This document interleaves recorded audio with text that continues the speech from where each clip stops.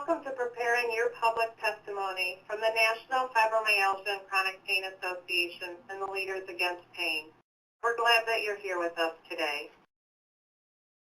The goals for this webinar are to provide you with information on this unique opportunity with the FDA and to encourage you to participate in the meeting. Just imagine, more people rate the fear of public speaking above the fear of death.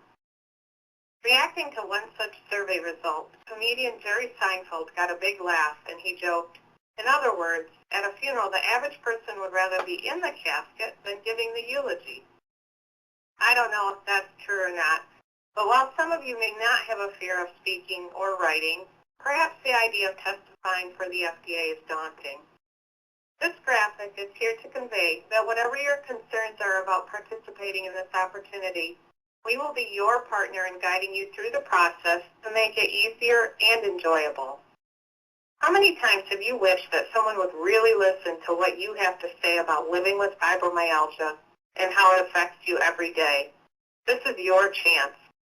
Your story could be the catalyst that sparks new research for better treatments and someday a cure. We are excited about this at the NFMCPA. Our goals today are to simplify the process, help you better prepare for your public testimony and written comments, provide coaching so you can clearly and concisely communicate the significant and important aspects of your story, share resources, and plan for success. To accomplish these goals, our agenda today is as follows. What is the FDA meeting? Who is the NFMCPA? How can all of us together create a brighter future for the fibromyalgia community? Public testimony, what is it? How do I provide public testimony, both in writing and in person? Pointers for writing and speaking more effectively, examples of public testimony, and links to resources. Do not worry about note-taking. This presentation will be available on the NFMCPA's YouTube channel. Handouts will also be available by emailing us, and that address will be provided later in the presentation. You don't need pen or paper, but if you have one, it might be handy. My name is Sharon Waldrop, and I will be the presenter for today's webinar. About 17 years ago, at the age of 24, I was diagnosed with fibromyalgia. At that time, I was riding my bike 10 miles a day, rollerblading 6 miles a day, working out at the gym, or taking part in various other activities, about 6 days a week for exercise. I was in my first job after college, and within a year I had worked my way up to marketing manager of the company. I found myself unable to walk, with skin that felt so badly burned and bruised I couldn't understand why there were no marks on my skin. I wound up on short-term disability from my job and spent 3 months literally learning how to get back up on my feet again and walk. Once I returned to work, I found that I was not able to keep up with the schedule that a normal 8 to 5, 9 to 5 job required. So I found that I had to make some changes in my career. Within a year of being diagnosed, I founded a support and education group, which grew into the Fibromyalgia Association of Michigan, a nonprofit organization in Michigan. I am the president and founder. I'm also the vice president of the National Fibromyalgia and Chronic Pain Association, and it's been my honor over these years to represent the fibromyalgia community in various ways, both nationally and internationally, with different research-based organizations like the Cochrane Collaboration and OMERACT. I've had a 20-plus year career in public relations, and I'm happy to use these skills to help the fibromyalgia community. I hope this presentation today will help you better prepare for your FDA testimony. I'd like to tell you more about the National Fibromyalgia and Chronic Pain Association, which is the organization presenting this webinar. The National Fibromyalgia and Chronic Pain Association is your partner in tackling fibromyalgia and chronic pain. It's our mission to unite patients, policymakers, and healthcare, medical, and scientific communities to transform lives through visionary support, advocacy, research, and education of fibromyalgia and chronic pain illnesses.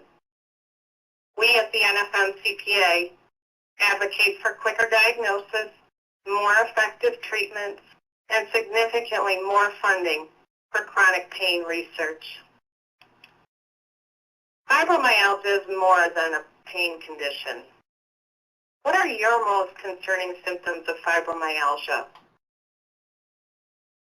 I'm sure many of you are saying pain, but I would bet you are also saying fatigue, brain fog, insomnia, and what else? The goal of the meeting is to promote and highlight that fibromyalgia is more than a pain condition.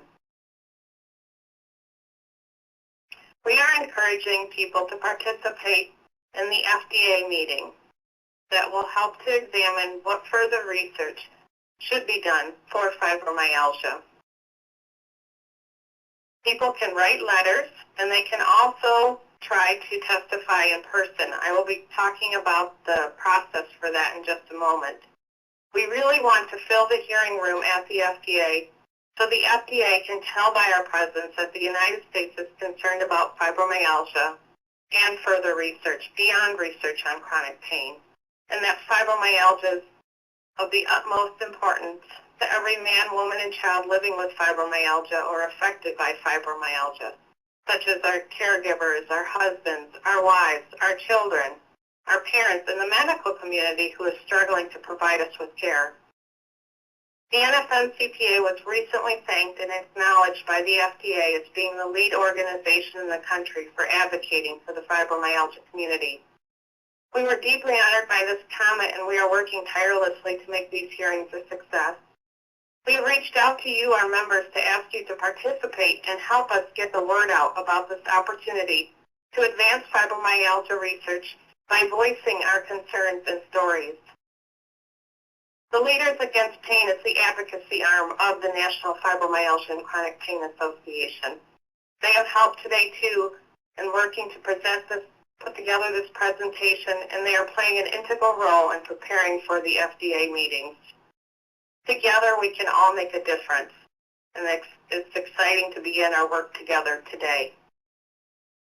So let me tell you a little bit more about the FDA meeting. To register for this meeting, you'll see a website up here, and again, we'll have all of these websites available and resources after the presentation.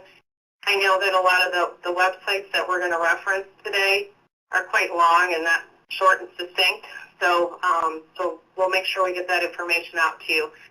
But you can go to this website that you see here. Registration closes on November 27th, and that's for both if you'd like to be present at the meeting or if you'd like to be present via webinar. So please register by November 27th if you are interested in participating either way. The meeting is the FDA public meeting on fibromyalgia, patient-focused drug development, and it takes place on December 10th from 1 to 5 p.m. Eastern Time at the FDA White Oak campus in Silver Spring, Maryland. And again, there's a variety of ways that you can participate in this process. We hope that as many of you as possible will attend in person or attend the webinar. You can also submit electronic or written comments by February 10th. So if you'll notice, that's beyond the November 27th date and even after the meeting takes place. And we are hoping that we get as many letters written from the fibromyalgia community to the FDA to share our concerns.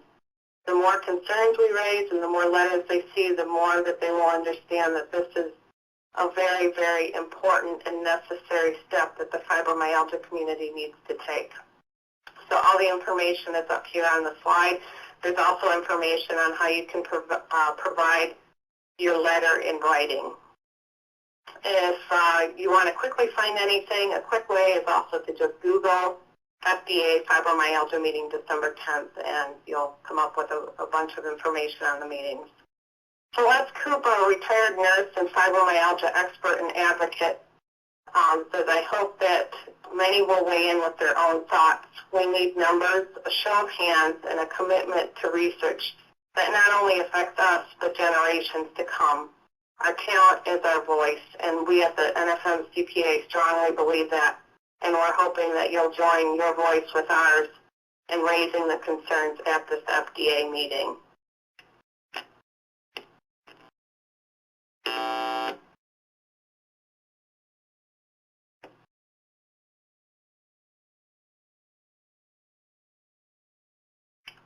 So the National Fibromyalgia and Chronic Pain Association, as we said at the beginning, wants to make this process as easy for you as possible. To do that, we are offering 2 webinars. Today is the second of the 2 webinars.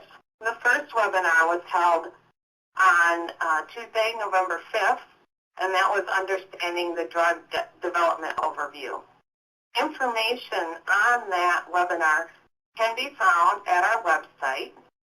And our website is FM, like fibromyalgia, CP, like chronic pain, the word aware.org.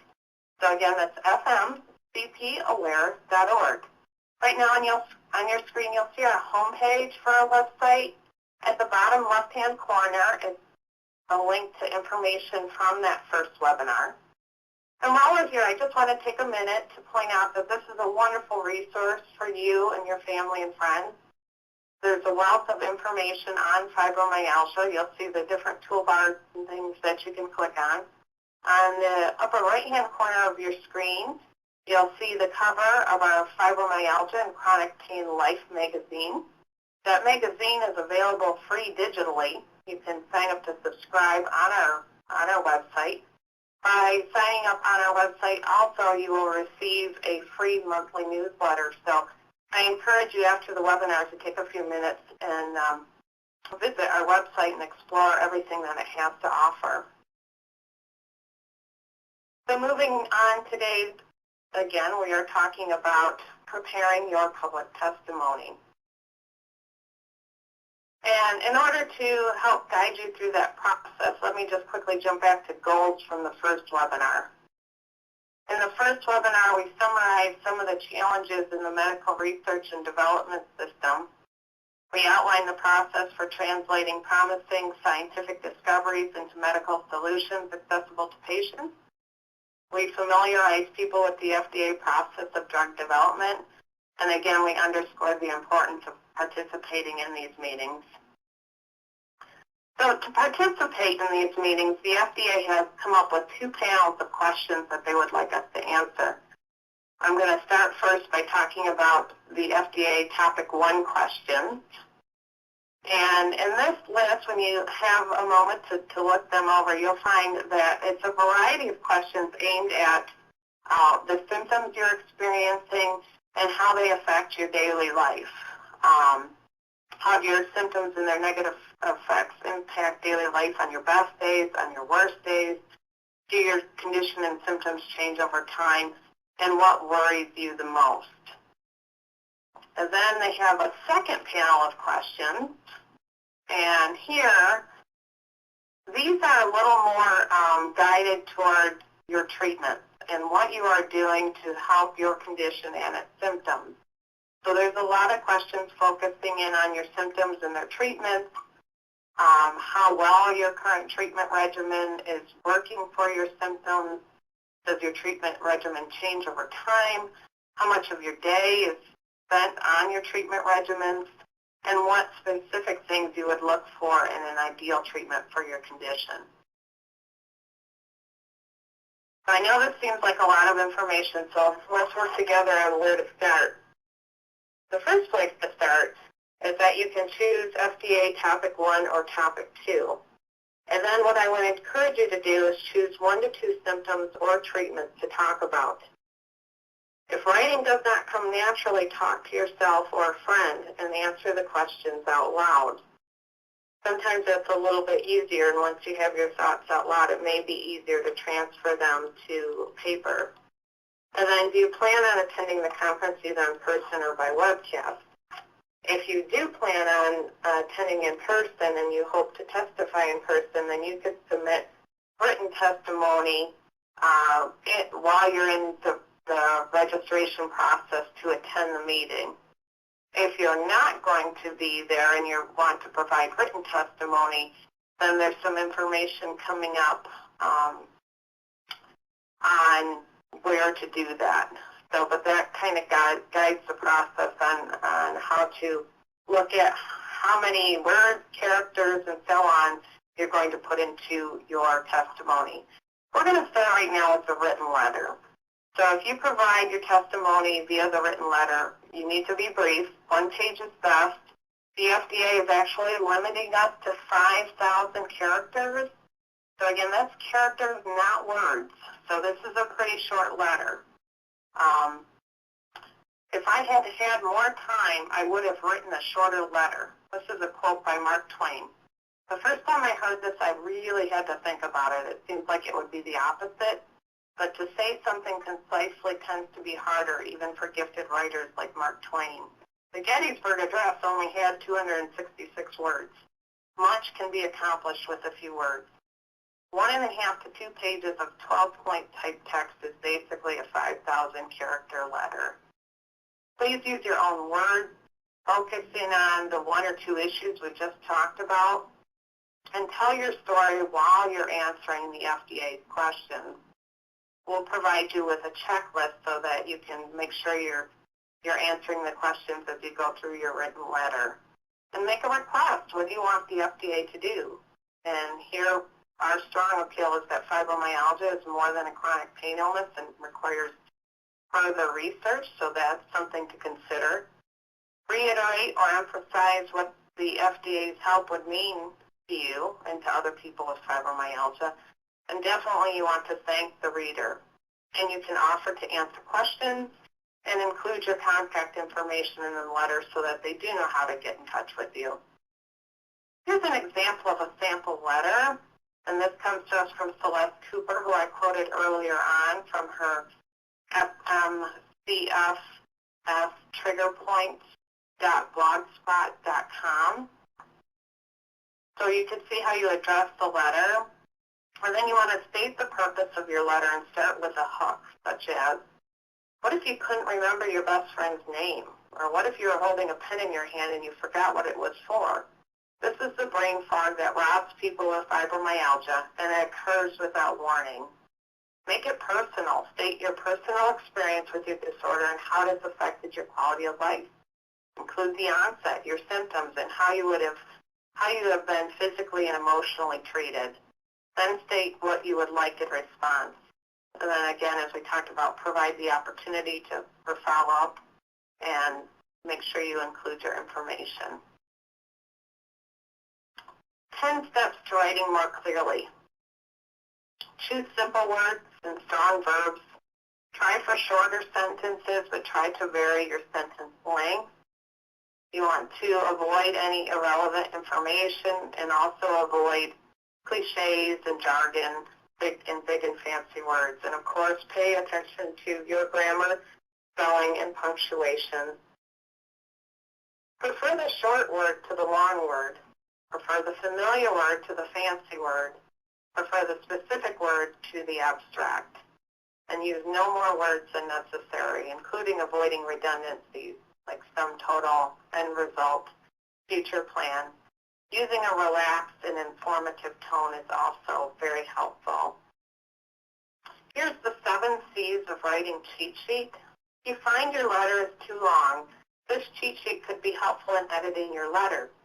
Go through your written letter and ask yourself if your statements follow these C's.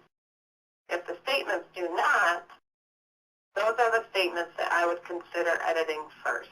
So you want to be clear, concise, concrete, correct, coherent, complete, and courteous. If you still have too many thoughts, ask yourself which concern or message is most important to you and begin editing from there. So here's our effectiveness cheat sheet checklist. You want to make sure and double check that your address is correct. Your address on the letter is correctly addressed. Include the FDA information. Did you include your name, address, telephone number, and if relevant, your affiliations or titles or roles? For example, are you a support group leader? Are you a Leaders Against Pain? Those are important affiliations to point out. Is the letter courteous and respectful?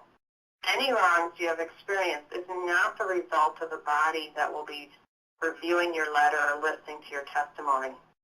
The body of people who will be reading this letter or hearing your testimony are the ones who want to help you. So we need to make sure we are always courteous and respectful.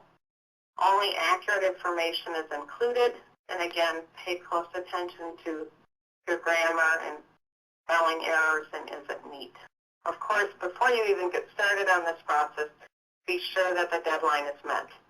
For written testimony, again, that would be December 10th, and for speaking at the event, those comments are needed by November 27th.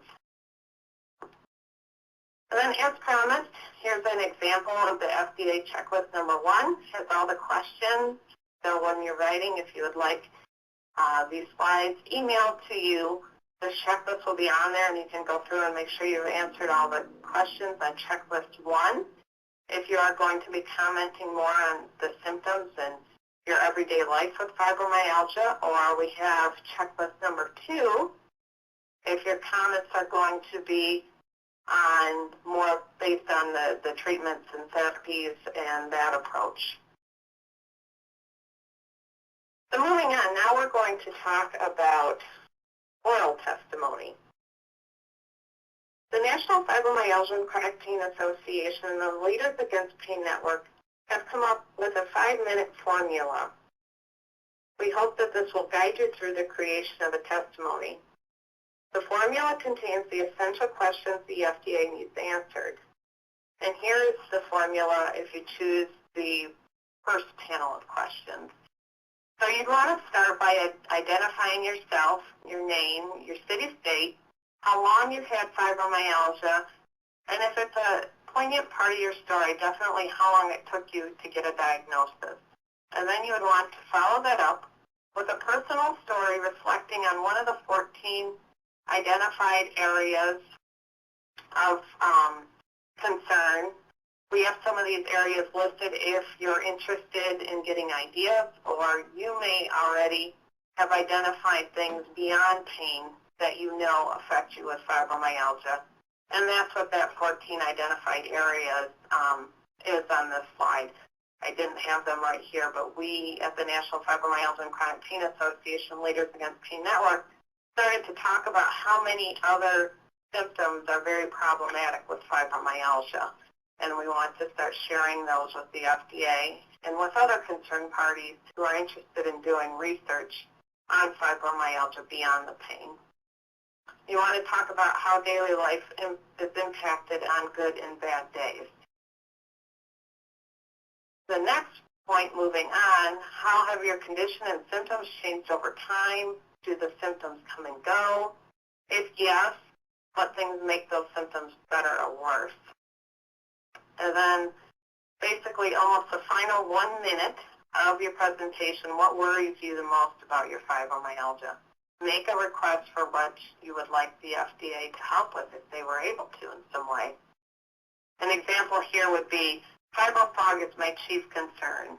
I'm an accountant and my fog is so disabling that I cannot even perform simple mathematical computations, let alone be responsible for helping to manage the multi-million-dollar budget of my company. I know there are other people in my support group who feel the same way. I would like there to be research and solutions for fibro fog. Another idea for a closing statement, finish with a thought-provoking question or comment relating to your main concern. Present it in a way that others can personally relate to and identify with in your story. In an upcoming testimony sample, the speaker who has narcolepsy closes with, I want to be the last of the children who had no choice but to sleep through a bright future. It is a very powerful statement, and you will experience its full effects in just a few minutes when we listen to that testimony.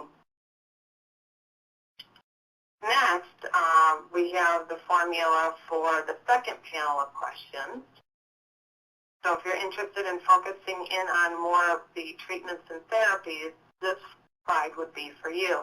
You would want to start the same way as we just talked about for the first formula, and then follow that up with the personal story reflecting how well current treatment regimens treat your most significant symptoms and how those treatments are impacting your life.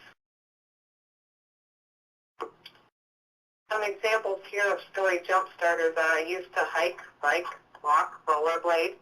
Now my treatments allow me to get up and work. These treatments help my ability to function, and that sort of looks like a normal life to someone living on the outside. But what they don't know is that I go to work, and when I come home, all I can do is go to bed. I can never clean my house, play with my children, or do anything else. Or maybe you could talk about how following a certain diet and exercise plan allows you to take your kids to school without needing pain medication, and that you're doing those things not to look your best in your favorite pair of skinny jeans, but again, so that you can avoid needing pain medication. Or having a personal trainer for the purpose of reminding you of what exercises are safe and appropriate for you to do with fibromyalgia so you do not get hurt exercising, rather than the fact that you're not hiring a personal trainer because you have that excess of money. You're doing it out of the need, the medical need, in order to do those exercises safely and appropriately, because for you with the fibro fog, it's very difficult to exercise safely without that. Those are some examples that our Leaders Against Pain Network came up with. And then you want to talk about what are you currently doing to treat your condition or its symptoms. You could discuss the cost, the accessibility, how you're maybe paying for these things out of your pocket, and what are the most significant downsides to your current treatment and how they are affecting your daily life. Examples of downsides and bothersome side effects include going to the hospital for treatment, restrictions on driving, feeling sleepy. What else can you think of? And what specific things would you look for in an ideal treatment? On the previous slide, we talked about the accountant who could no longer do her job. Using her example here, it might look like, I am looking for a treatment that restores my clarity so I can regain my ability to perform easy and complex mathematical problems.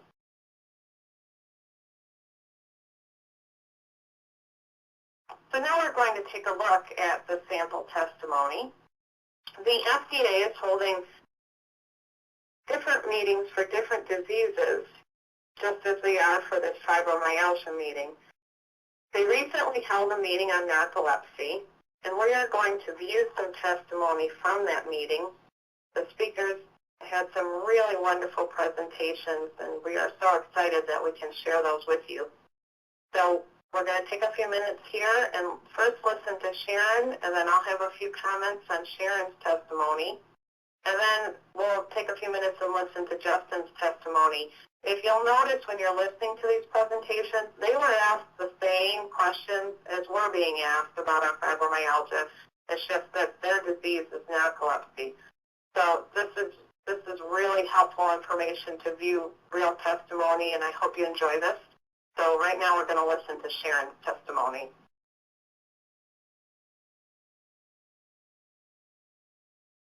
Part of what makes this disorder so difficult is that you really can't talk about it to people because everybody's been tired. It's just a different level that people don't understand. Since my earliest memories, I've had extreme sleepiness, fractured sleep, and hypnagogic hallucinations. I was finally diagnosed with narcolepsy at 42, and I've been under treatment for 6 years. You asked me your questions about other conditions. I also have fibromyalgia, Raynaud's, eosinophilic esophagitis, and other digestive issues, allergies and asthma, high blood pressure, and short-term memory issues. And a lot of these disorders are often seen with long-term non-restorative sleep, and many people complain of multiple autoimmune disorders. In 35 years it took me to get a diagnosis, my doctors and I muddled through a lot of well-worn but ineffective options, mostly in the sedation family. When I got the narcolepsy diagnosis, I tried Xyrem. The morning after the second night, I bounded out of bed, awake and joyful. But my husband said, "You don't remember last night, do you?" Turns out I was having seizure-like movements for over an hour that wouldn't subside even when my distressed husband tried to physically stop them from happening. So I called Jazz hoping for a dosage tweak, and they told me to stop taking Xyrem immediately. I was crestfallen. Even with that hour of flailing, it was still the best I've ever felt waking up. So for me and other people who can't take Xyrem, we really need a pharmaceutical option for fixing sleep architecture rather than mere sedation. Having experienced both, I can tell you there is a huge difference in how the patient understands the feeling of being the sleep architecture improved rather than just being sedated and out cold for a couple of hours. Not to mention a monetary option. I administer a website of over 500 diagnosed narcoleptics, and people are documenting that they are being charged over $10,000 a month for Xyrem. That's the dark side of orphan drug status. Yeah, I've got documentation, and it varies all over the country, so that's interesting too, but that's the dark side of orphan drug status. A $6,000 a month increase just since I became aware of this drug per month. We need a pharmaceutical alternative that competes with Xyrem. It's a wonder drug for many, and we are really grateful that it's on the market, but the market needs an option. Lacking something like Xyrem that I can take, my treatment consists of frequent naps, Lunesta, Nexium, Norvasc, Lyrica, Claritin, and asthma medications when needed. I think a lot of this is just the sleep part of it. All these other systems go awry. Supplements I found to be helpful are multivitamin, magnesium, B-complex, EPA, DHA, vitamin D, and broad-spectrum pre- and probiotics. Exercise is always helpful, but it's really hard when you're always exhausted. Everybody knows that, but it does help if you can just make yourself do it. Good nutrition helps my energy level. I eat almost no processed foods, the majority fruit and vegetables, some meat, and a very small amount of whole grains. I take Lunesta. It's mildly sedating. I feel mostly awake when I'm supposed to be asleep. If someone moves in the house, I hear them. My kids say I never sleep, and in the morning it feels like I didn't sleep. I set multiple alarms in different places in my room to wake up in the morning. Digestive issues, I have pared down to a very basic diet. I have immediate gastric symptoms if I ingest something that's in natural flavors, but since companies won't tell me what those ingredients are, even when I write to them, I can't isolate it. So I'm left rarely eating out. I cook at home from scratch. B-complex helps with memory and cognition. Pre- and probiotics are supposed to help digestive health, but I haven't seen any difference with the natural flavors issue. People who don't have narcolepsy but have stayed up for 2 days straight, maybe during college and exams, report an uneasy, creepy feeling in your stomach, like if you eat something it may not go well. And I live with this feeling all the time, and I wonder if that's also related to sleep deprivation. How well has this therapy worked? It hasn't. I have a master's degree in the scientific field. I have on my own schedule, without deadlines, written legislation that got passed and raised several $1 million for causes I support. But my productivity just cannot be predicted. This obviously makes it impossible to support a family. Employers won't put up with chronic lateness and perpetual missed appointments. I only volunteer, so though I inevitably hit a few days or even a week at a time of forced sleep, no one could be mad because they're not paying me. A few years ago, I had a friend who wanted to hire me for a six-figure position doing something I really wanted to do. I was excited, but I said, give me 2 weeks to see if I can live on a human schedule. So I woke up at 8 a.m., took my Provigil, and tried to stay awake for 10 hours, and then wound down at night and went to bed early. And by Thursday, I had such bad hypnagogic hallucinations during the day that I couldn't even read a newspaper. I also discovered at that time that a couple of days of full dose of Provigil caused auditory hallucinations that were gravely concerning, so I stopped taking Provigil as well. So I'm here to convey to you the frustration of having intelligence and a solid educational background, but not being able to contribute productively on the awake schedule that society demands. I look forward to hearing that our organized, cohesive patient base and willingness to participate in research yield treatment alternatives for narcolepsy. Thank you. Those were great comments from Sharon. Let's talk about a few of those. She talked about how it took 35 years to get a diagnosis. That definitely draws a lot of attention. She also talked about how they needed a pharmaceutical option to fix the sleep architecture and not just provide sedation, drawing the need there for more than what's out right now. Also, people report it costs $10,000 a month for the drug Xyrem. Very powerful statement. She did a great job of weaving in kind of personal stories throughout, actually answering the FDA's questions that required more of a statement. For example, the story about the six-figure salary and how she tried to use treatments and therapies in order to get her to stay awake during the day, to try to work a normal work week so she could accept that position, only to find out that she was not successful. She also would state an FDA question. For example, you asked in other questions, what are other symptoms I experience? This draws the listeners in to the fact that she's answering one of the questions that was asked for. What did you like about this presentation? Write down one thing that inspired you the most. I will give you just about a minute to make those notes, and then we're going to listen to our second person provide testimony at the narcolepsy hearing.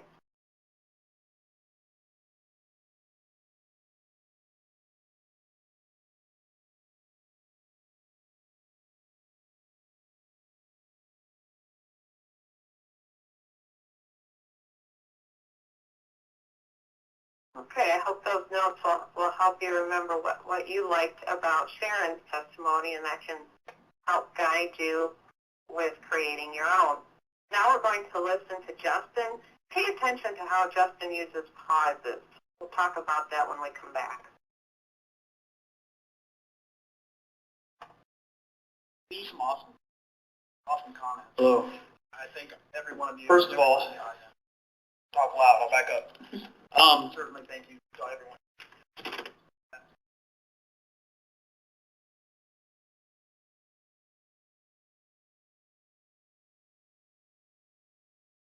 Fantastic opportunity.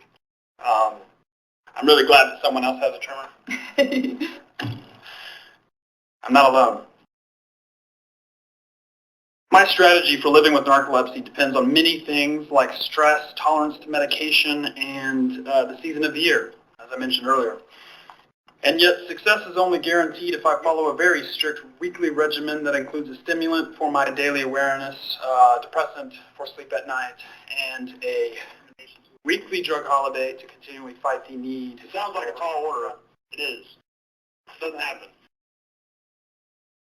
My chief concern with treatment, albeit there are many discouraging symptoms and side effects, is the increased physiological tolerance to the medication. Prior to using narcolepsy-approved medication, I was incapable of participating in my life. I cannot stress that enough. I was incapable of participating in my life. Nevertheless, the benefits have diminished, and the standard of living is now harder to maintain when the short hours of the day are further limited by the combined threat of excessive daytime sleepiness, sleep deprivation, medicinal side effects, physical and psychological stress, and societal expectations, which can and have rendered my treatment completely. Undoubtedly, I believe that early detection and efforts to improve the social awareness of the condition should be required aspects to a holistic approach to treatment. I am confident that there is not a single solution. Rather, there are many. Tailored strategies based on the differing needs of at least 3 groups of people that I can identify. Those without cataplexy, those with, and those with additional comorbid afflictions like myself and as you mentioned.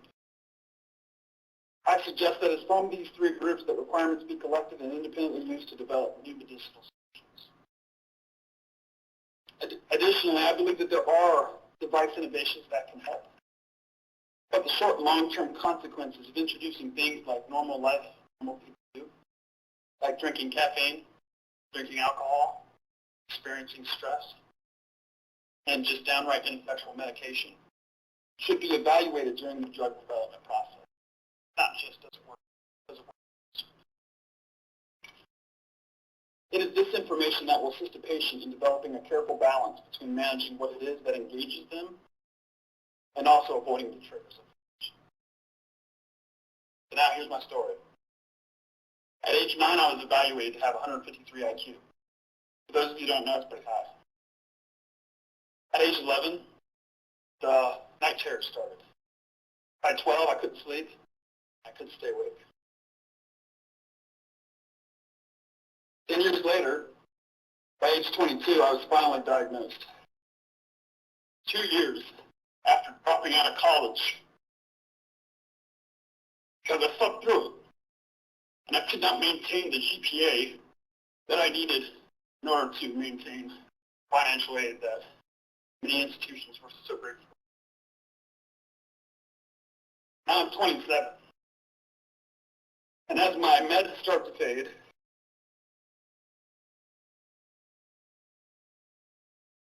I'm losing more than just a few hours of sleep.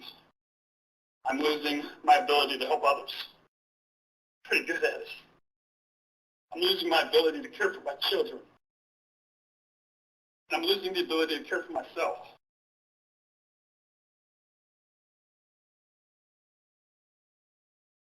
So I have a few requests. I want us to go back to the drawing board. I want us to start over. This time I want us to include all the demographics. Not just a blanket approach. We think this might work. And I'd really like to be the last of the children that had no choice but to sleep through a bright future.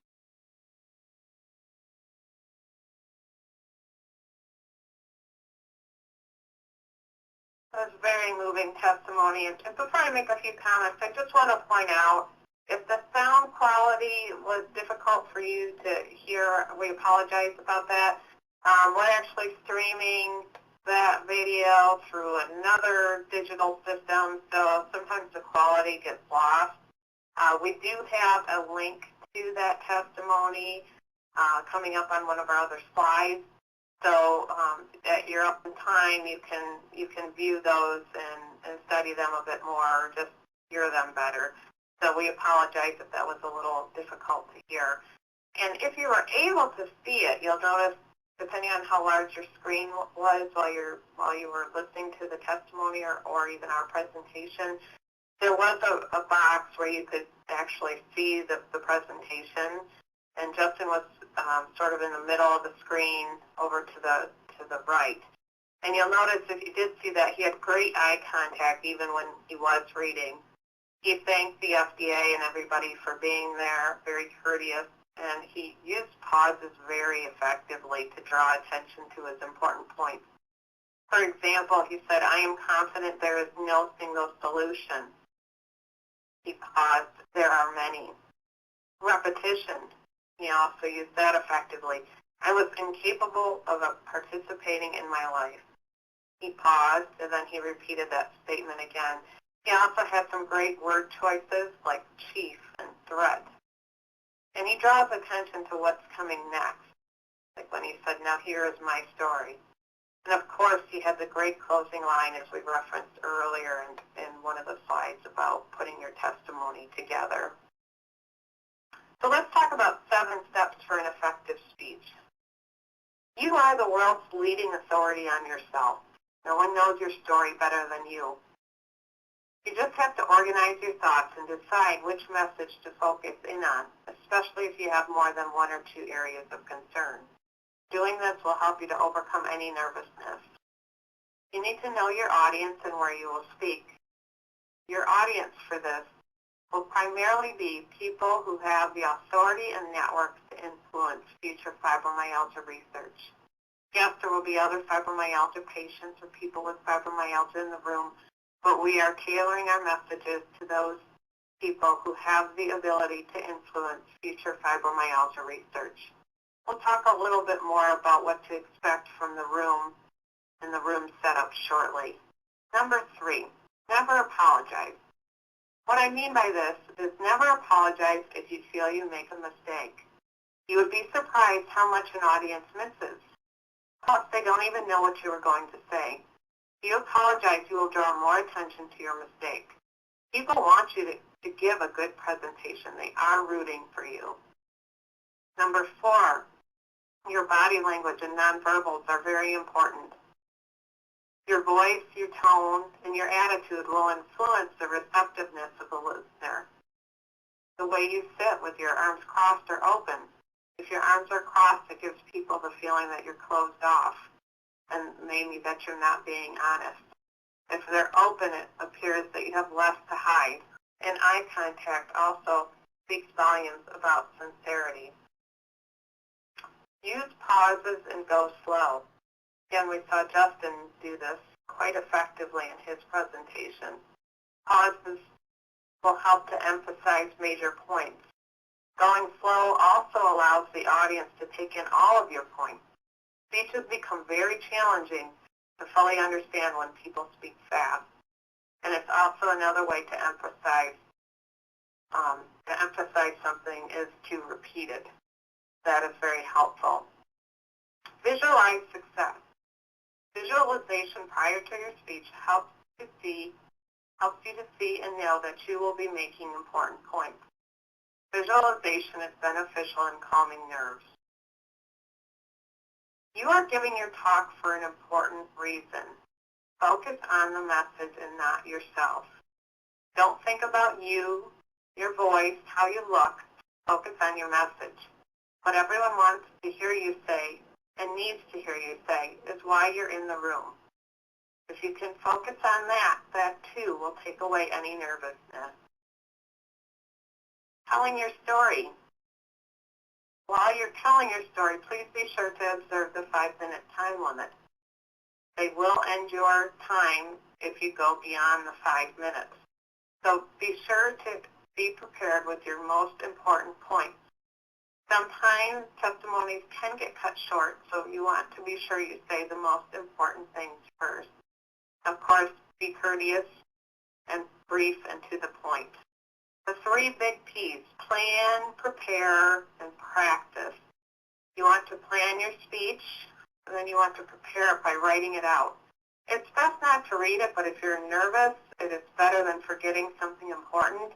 And those of us with fibromyalgia surely understand fibro fog, so that may be necessary, and that's okay. If you can practice, practice, practice, then you'll be able to read your speech while also being able to look up and engage the audience.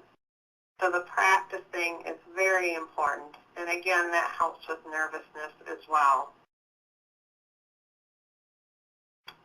And we can help you practice. The NFMCPA and the Leaders Against Pain Network are providing testimony coaching. If you plan to be present at the FDA meeting, you can contact us and we will help you practice and prepare for your testimony. Please contact us using the email listed here on your screen. It's fda.meeting@leadersagainstpain.org.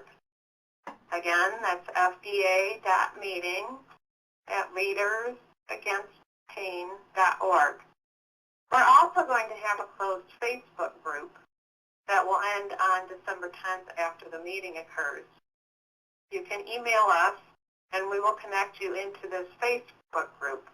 We are using this closed site to provide quick and efficient messages about the upcoming FDA meeting and any important questions and answers to those questions. We can share them as a group.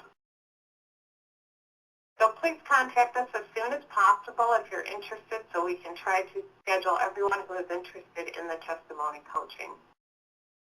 Moving on, here's what I'd like to call extra credit. When you're putting together your presentation, paying attention to words is very important. An artist uses paint, but a writer-speaker uses words. Here you see words combining to form art. Speakers and writers paint with words to help them create a story. Certain words elicit a stronger response from readers or listeners. Here are a few examples. Fearful words: assault, crisis, danger, painful, plague, vulnerable. And if you want to use some power words to give your readers or listeners a pep talk to get them charged up again, here are a few.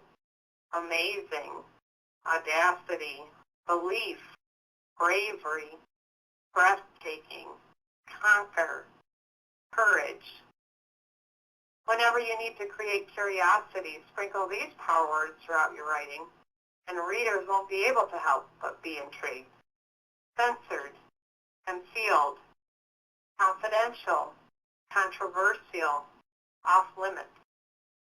More samples are available at the website listed here at the bottom left corner, boostblogtraffic.com, power words. So you can use words like this to spice up your writing, which always helps to draw a reader or listener in. Things to avoid with your testimony. You want to avoid jargon, extremes, superlatives like always and never, inclusiveness, pointing blame. You want to leave negative feelings out of this forum, negative attitudes. We want to work together to find solutions. Things that you want to do. Again, like we just talked about, be prepared. You want to be sure you stay focused. Anything you can do to minimize your fibro fog leading up to the event, if you're testifying live, will be extremely helpful. If you notice there are things you do that maybe reduce your stress, you would want to try to do as many of those possible leading up to that, so that hopefully you'll have the clearest brain possible for your testimony. And of course, if you're writing, then you can find the best time of day that works for you to do your writing and take time with your writing. And you can do that with your oral testimony too, by writing that speech out in advance. And we definitely recommend that, and that'll help you stay focused. You want to make sure you have a backup plan for what you're going to say in case you did get cut short. Again, written notes. And wear clothing that makes you feel good. Back in the 7 steps for an effective speech, we talked about focusing in on the message and not yourself. Wearing the right clothes will help you to do that. Clothing can provide confidence. And remember, we'll help you practice. So please contact us if you're interested in that. What to expect if you do go to the FDA meeting and provide testimony. A little earlier I said we talk about the room. So the room that the testimony is usually given in is twice as wide as it is deep. The panel and podium are placed at the front center and front right side of the room. There are 2 large foundation beams that block the audience view of panel members in the back and side rows. If the FDA needs to use a screen for video, it's in the front left. It's important to come and arrive early to get a good seat. Microphones will be either brought to an audience member who wishes to speak, or microphones will be on stands in between the aisles. I didn't get to mention this earlier, but for those of you who want to participate as a panelist, the FDA will be choosing about 5 people to provide their testimony on panel of questions 1, and then another 5 people to provide their information on panel number 2. If you're not selected, there may be time for audience members to add their own information. So definitely, even if you're not selected as a panelist, please attend so that you'll have the opportunity, possibly as an audience member, to provide testimony. Also, we want to make sure that we pack that room so the FDA hears loud and clearly that the fibromyalgia community is very interested in this meeting and encourages future research on fibromyalgia. We also suggest that you bring bottled water to the meeting. Be sure that you're prepared for distractions, temperature. I always suggest for any meeting situation to layer your clothing. That way you're never too warm or too hot. Lighting and noise usually in this room is pretty good, but just always be prepared. And here again, we go back to the fact that you could get cut short. So maybe provide something compelling, about 90 seconds, something very interesting. For example, based on the questions they're asking us, you might put together a 90-second piece on how many things do you try and utilize to get through each day, treatment-wise. You focus on diets, exercise, massage treatments. How much of your life does it take to maintain your health or keep your health up, meaning how many minutes, hours of the day are you doing things that you're simply doing just to enable you to live your life each day to keep your fibromyalgia symptoms at bay or manageable? And what do you need to do in your life that you can no longer do? These would be great examples. Questions. You could get asked questions. Pause to consider the question to make sure that you think about all answers before answering, and if possible, find common ground. The best communication happens on the common ground. And here we have our links for more information, the websites that we talked about throughout the presentation. So up here you'll see our website, FM, like Fibromyalgia, cpchronicpainaware.org. Please visit our site for a wealth of information. Again, we have the magazine, newsletter, and so much more there. We have Celeste Cooper's sample advocacy letter we talked about earlier on, more information on the FDA meeting, and then the bottom link here is to the narcolepsy meeting to either view the whole meeting or if you'd like to listen to Sharon and Justin's testimony again. Dates to remember. Please remember that if you want to participate either in person or via computer at the December 10th meeting, you will need to register by November 27th at the FDA's website, and registration is free. And also, you'll see here that we have a link to another webinar that's coming up. Instead of putting that information in a webinar format, we are going to make that information available in written format. So if you're interested in knowing a little bit more about the FDA process on how safety and effectiveness is evaluated, please email us at our fda.meeting@leadersagainstpain.org email address, and that's going to come up on the screen in just a minute. But just email us there if you're interested in that one. And then again, written public comments are actually accepted all the way up until February 10th.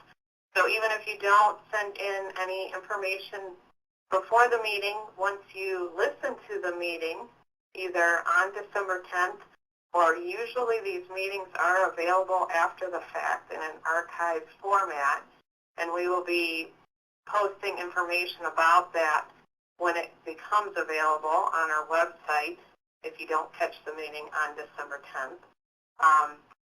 So if you view it on December 10th or later and that sparks some new ideas or maybe just different ideas than what you had originally, or you didn't have time to comment originally, please go ahead and still send in those written comments until February 10th. Again, even with the written word, we want to have as many people write as possible.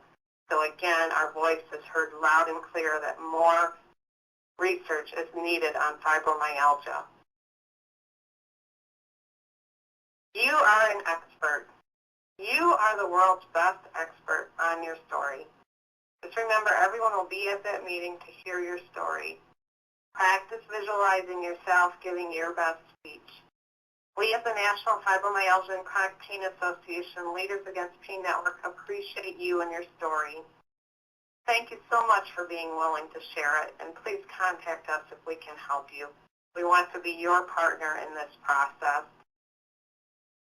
Thank you for attending our webinar today. Up here on the screen, you'll see that email that I just talked about a minute ago.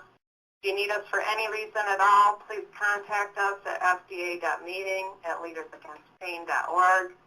Our website is here.